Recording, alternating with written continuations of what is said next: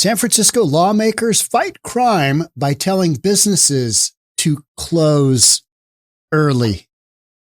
Yeah, that's what we're doing. They finally did this.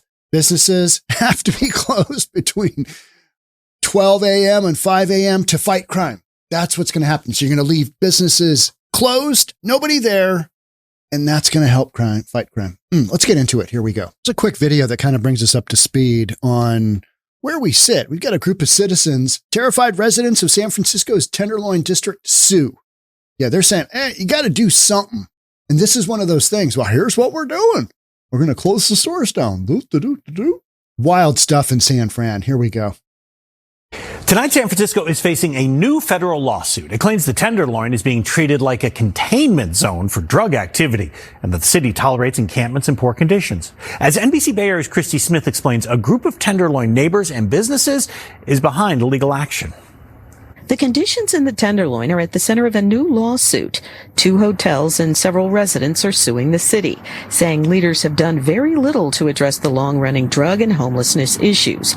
We spoke with lawyer Matthew Davis about the allegations. That the city has for years treated the Tenderloin as the containment zone for narcotics activity and associated harms with that, and that conditions have gotten much worse in recent years, maybe in part due to the fentanyl crisis. The current state of the Tenderloin is, for my clients and other people who live or work in the neighborhood, the sidewalks and public spaces are unsanitary, unsafe, and inaccessible. Today, this is what it looked like near one of the hotels who filed suit. The plaintiffs aren't seeking monetary damages. They want a judge to force the city to take action. We spoke with the mayor today about some of the steps the city has already taken. One of the things that I'm really proud of is what we've been able to do to a certain extent, deal with the challenges in the daytime, especially in UN Plaza and other parts of the Tenderloin. We're seeing some improvements. She admits nighttime remains a challenge, but they have redirected resources. In some instances, we're able to redirect resources, and in working with the Drug Enforcement Agency and the U.S. Attorney's Office, they've been able to step in and be a significant source, in addition to the California Highway Patrol, where a lot of our focus is on the Tenderloin community and at night. She said they have reduced the number of tents. The suit wasn't the only legal action the city was hit with today.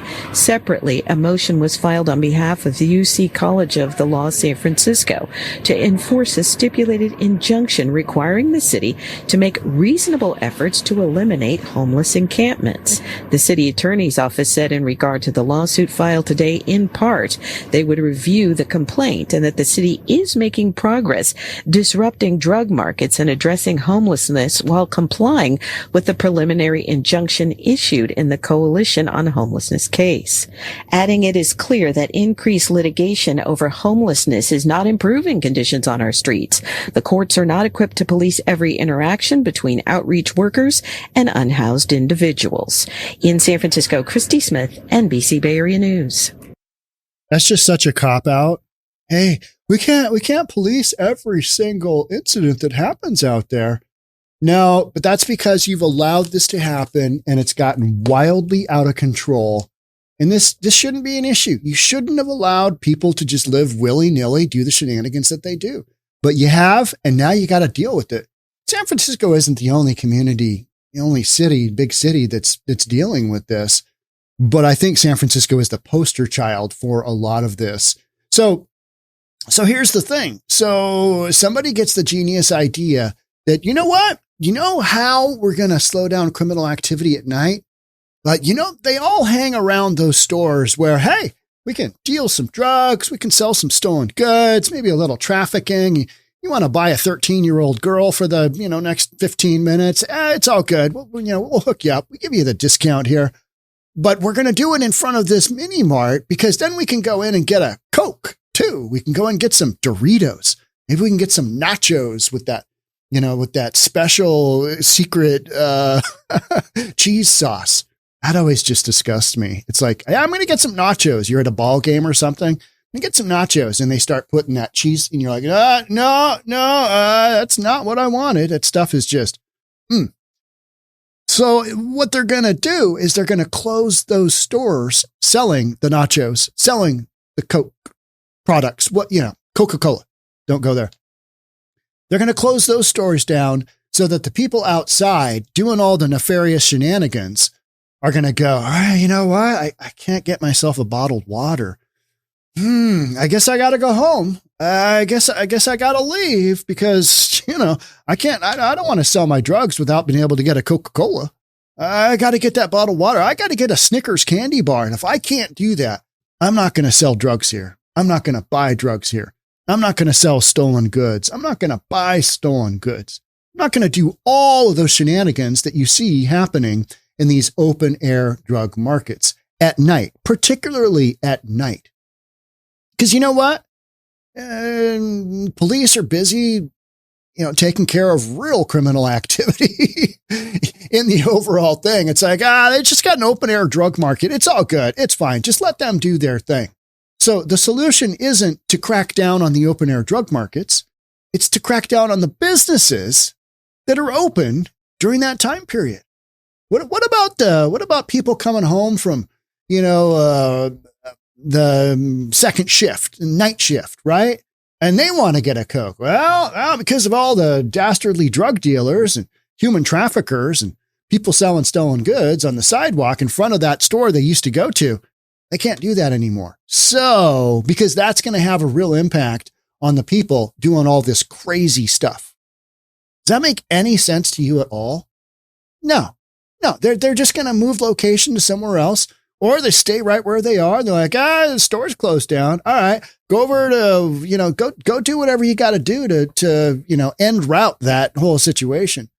Whether you've got stores open or not, these open air drug markets are going to continue going on because this is addiction, and this is how you pay for addiction.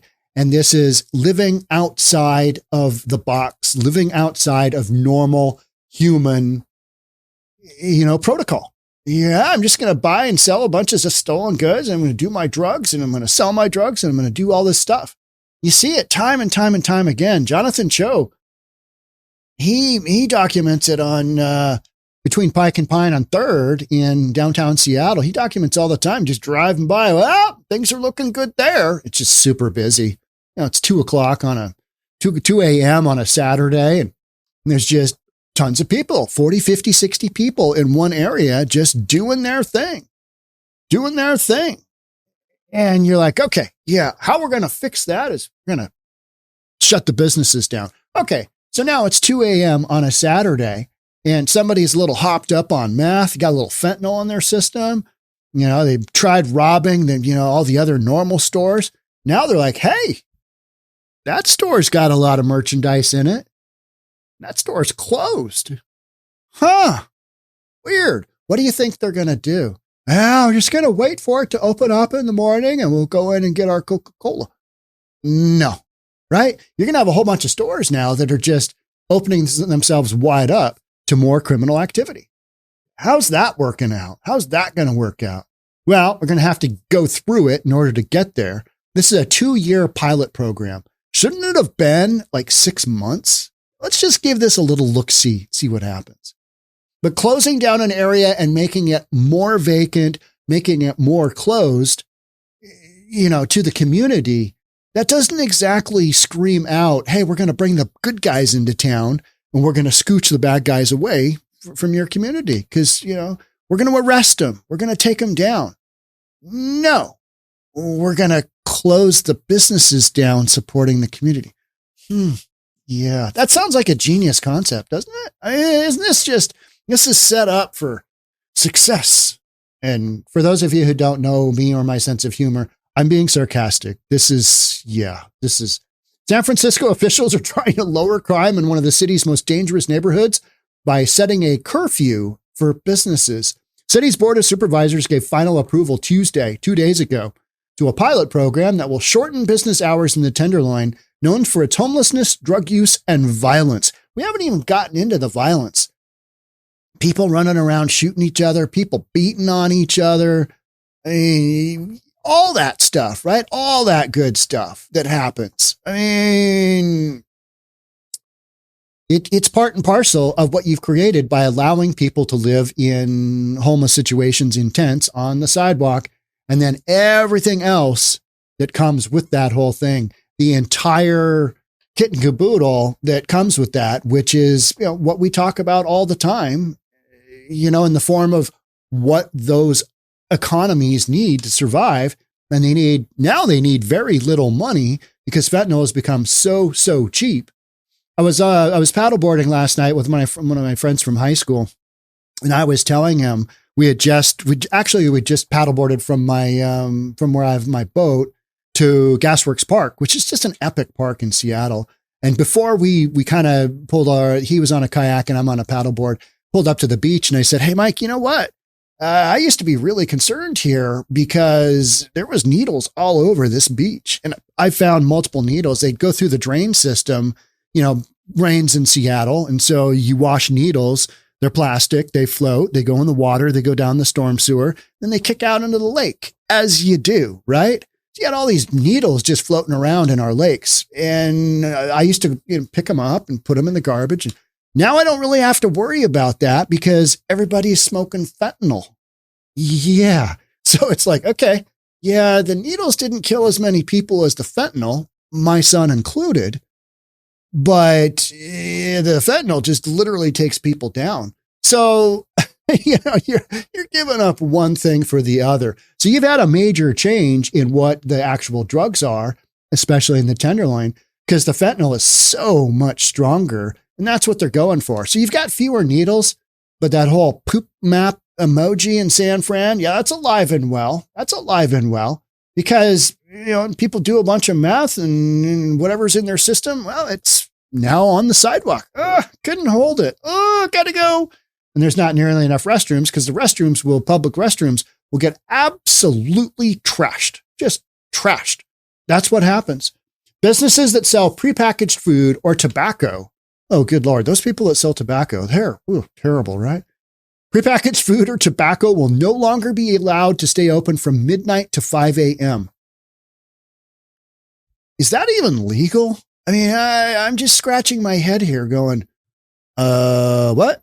You're telling a business they have to close down because you can't control the criminal activity outside of their store? Am I understanding that correctly? Is this literally what we're doing? Sometimes you got to look around and go, somebody tell me this isn't really happening. Oh, it is? Oh, yeah. The new ordinance doesn't apply to restaurants and bars. Oh, thank heavens for that. I mean, so now I can go in and get my Coke, right? It's so backwards. Handle the real problem. That's the open air drug markets. Handle that. Address that. Do whatever you got to do to disrupt that. We know you can do it because you cleaned them out when we had that whole business conference with China and president and all that good stuff. Remember when Newsom cleaned out the Tenderloin, cleaned out San Francisco, cleaned out the area around, what was it, UN Plaza? Yeah, cleaned all that up. I mean, cleaned it up. It looking good, Mr. Cotta. Yeah, remember that? And who doesn't like that show? That was a great, great show. The city said that the move was motivated by the high rate of drug-related crime in the Tenderloin. Okay, so you got a lot of people doing drugs, and you got a lot of people selling drugs, and you got a lot of people stealing stuff and selling stuff. So instead of dealing with that, the high rate of drug-related crime in the Tenderloin, close the businesses down. Okay. It's still, this makes no sense to me. It's according to Bay City News. The neighborhood is seen as the heart of San Francisco's fentanyl crisis. Well, yeah, because you've allowed it to be that. You've always had it be that. So it's like Skid Row in LA. That's the containment zone. All right. If we have to have a crappy neighborhood, this is the one we're going to allow all the shenanigans to happen in. You guys just do whatever you want, willy-nilly, and just go for it. And you know what we're going to do? We're going to shut some stores down. Gosh darn it. Those stores they're the crux. They're at the crux of this massive fentanyl program. It's not the drugs flowing over a wide open southern border. It's been open for since the administration that's currently in place. It's not that. It's not the Chinese creating the chemicals and shipping them to Mexico. It's not that. It's not all the drug dealers you got running around. It's not the people stealing stuff, buying stuff, human trafficking, sex trafficking. It's not them. It's the stores. It's a little mini mart. I love a good mini mart. I just, having been on the road as a real estate appraiser for years and years and years and years, you don't want to always go to a fast food restaurant. This is terrible. So I would go get a sandwich at like a little mini mart that's got a deli in it or something like that. Try and get a little bit, a scooch up food. Handmade sandwich they're making 1 million of them at a time, and I get that. But I love a good mini mart for that. And I knew mini marts all over King, Snohomish, and Pierce County. Those are the 3 major counties from where I'm at here in Bellevue. And, I talked to those people, had relationships with people. They're not the ones behind the fentanyl crisis, folks. They're really not. They're not. They're hard working people because they're working on profits. Food industries, mini mart, same thing.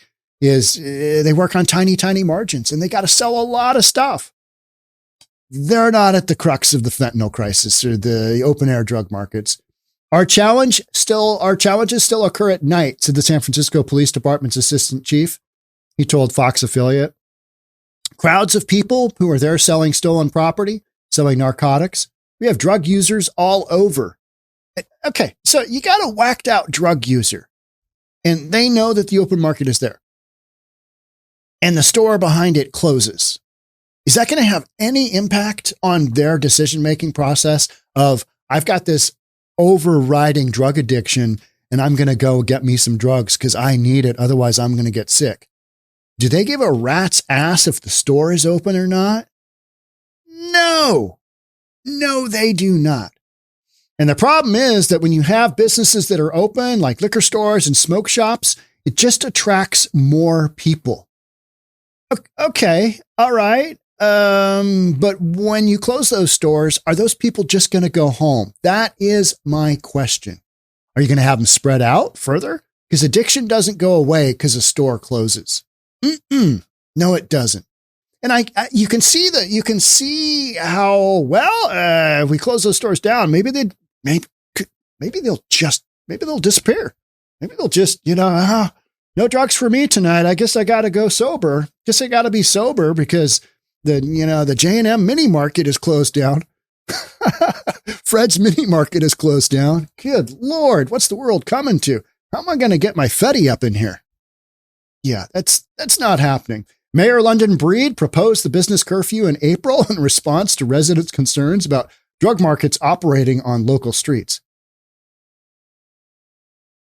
The whole thing is just so wacky. The curfew will be enforced by San Francisco's Department of Public Health. Violators could be fined up to $1,000 if they stay open beyond the designated closing time. All right, J&M Market, it is 12:02 and you are still open and we're going to have to give you $1,000 fine. Meanwhile, there's 14 guys selling heroin, cocaine, meth, fentanyl. What else have I forgotten? Out front, they got some 12-year-old out there. Hey, you want a good time? Okay.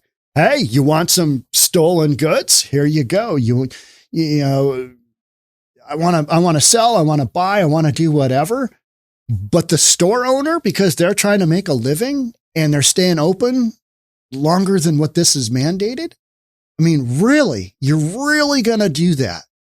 Really going to do that? And they are. That's literally, this happened as of Tuesday. This is what they're doing. It's absolutely wild to me that this is a thing. It's like literally we're living in the down under. I mean, if you explain that to somebody, say 25 years ago, all right, here's the thing. I've been to the future. I have seen San Francisco in 2024. And you know what?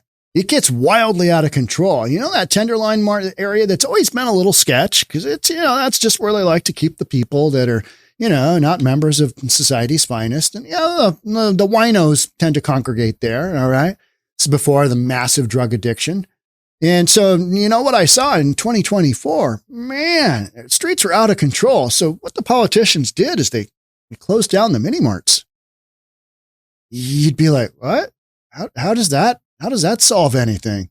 I don't know, but that's what they're doing. Good thing we're back in 1975, because good Lord, that wasn't a good look at all. I couldn't wait to get out of there.